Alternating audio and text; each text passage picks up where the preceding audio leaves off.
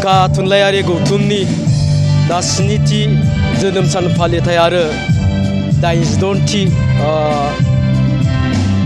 थुनलाइयारि मोनसे जखनथाय बे हाबाफारिखौ दिनै लोखि बाजाराव थानाय नब्लाङावहाय फुंखा थुनलाइयारि गौथुमा गाजा गोमजायै फालिदों। तो बे हाबाफारिखौ आंनिफ्राय आङो बानजायनो मोननानै खोब गोजोननाय मोन्दों।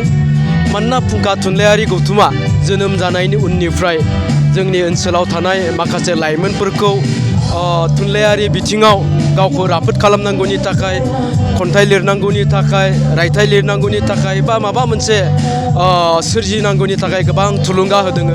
बे थारैनो बिसोरनि थाखाय जोबोद बाख्नायथाव। आरो जेलानाखि जोङो जोंनि लाइमोनफोरखौ खन्थाइ लिरनाय, मेथाइ लिरनाय, सुंद' सल' बा रायथाइ लिरनाय बेवहाय जोङो इनभल्भ खालामनो हायोब्ला जोंनि लाइमोनफोरनि जा सानस्रि बे सानस्रिखौ जोङो दिदोमै लाखिनो हायो। मानोना लिरनायनि गेजेरजों जोंनि जिथु गोसो सानस्रि बे गोसो सानस्रिखौ जोङो पजिटिभै लाखिनो हायो। मानोना जोङो माबा मोनसे सोरजिनो गोनांब्ला नों मेथाइयानो लिर, खन्थाइयानो लिर, बेखौ लिरनो गोनांब्ला, सोरजिनो गोनांब्ला जोंनि जिथु माइन्डसेट बे माइन्डसेटआ जेब्लाबो पजिटिभ जानो नांगोन। बेखायनो बे लिरनाय हुदाखौ खालामोब्ला गोसो सानस्रिखौ पजिटिभ खालामनायनिबो मोनसे हुदा फैयो। आरो बे हुदाखौ खालामबाय थानो हायोब्ला मानसिया खुनु दिन गाज्रि लामाथिं थाङा आरो बिनि सोरजिलु गोसोआबो बारायलांबाय थायो। दा बेखायनो फुंखा थुनलाइयारि जा गौथुम, बे गौथुमखौ जोंनि ओनसोलाव थानाय माखासे इन्टेलेक्सुयेलफोर, बुद्धिजिबिफोर, लेखा गोरों मानसिफोर बयबो बिथांमोनखौ सापर्ट होयो। आरो जों बेखौनो आसा खालामगोन बे फुंखा थुनलाइयारि गौथुमा जाहाथे जोंनि ओनसोलनि मोनसे प्लेटफर्म जानानै थायो, जाय प्लेटफर्मनि गेजेरजों जोंनि लाइमोनफ्रा गावबा गावखौनो फोसाबना लानायनि खाबु मोनो। थुनलाइयारि गौथुमनि सोरजि बिथांमोननि लिरनाय बिजाबनिफ्राय मोनथिनो हायो।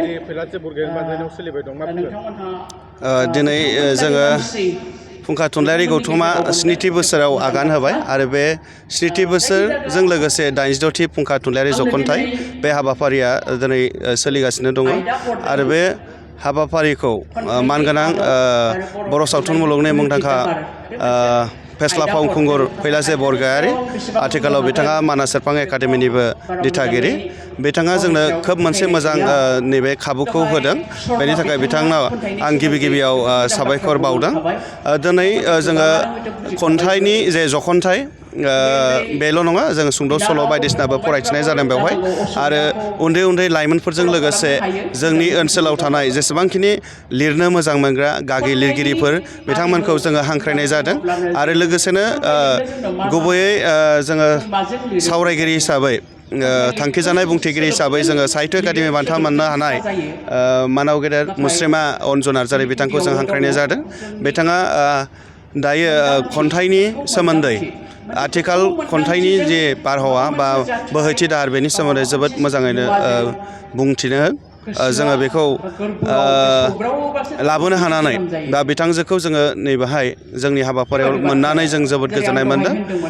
आसा खालामदों जोंनि लाइमोनफोरजों लोगोसे जेसेबां थुनलाइनि बिथिङाव खामानि मावनांगौ दङ, बे हाबाफारियाव फुंखा थुनलाइयारि गौथुमा जोनोम जानायनिफ्रायनो 2021 मायथाइनि 16 जुन दिनैनि सानाव जोनोम जानायनिफ्रायनो थाद'आजासे दानफ्रोमबो जखनथाइखौ लाबोदों। आरो बेफोरबायदिनो जोङो थुलुंगाखां होनायजों थुनलाइनि फारसे गोसो होदों आरो जौगा थाखोसिम मोनहैनो थाखाय थुनलाइखौ फेहेरनो जोङो थांखि लादों।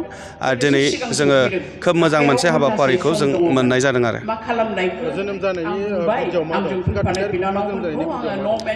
जोनोम जानायनि गुदियाव बेनो, जों हारि हिसाबै सिनायथि मोननांगौबा थुनलाइखौ जोंनो नांगोन। मानोना जोङो मिथिगौ थुनलाइयानो मोनसे हारिनि आयना। थुनलाइ नङाब्ला जोङो जोंनि हारिखौ सिनायथि होनायाव एसेबाबो लेहेम जागोन।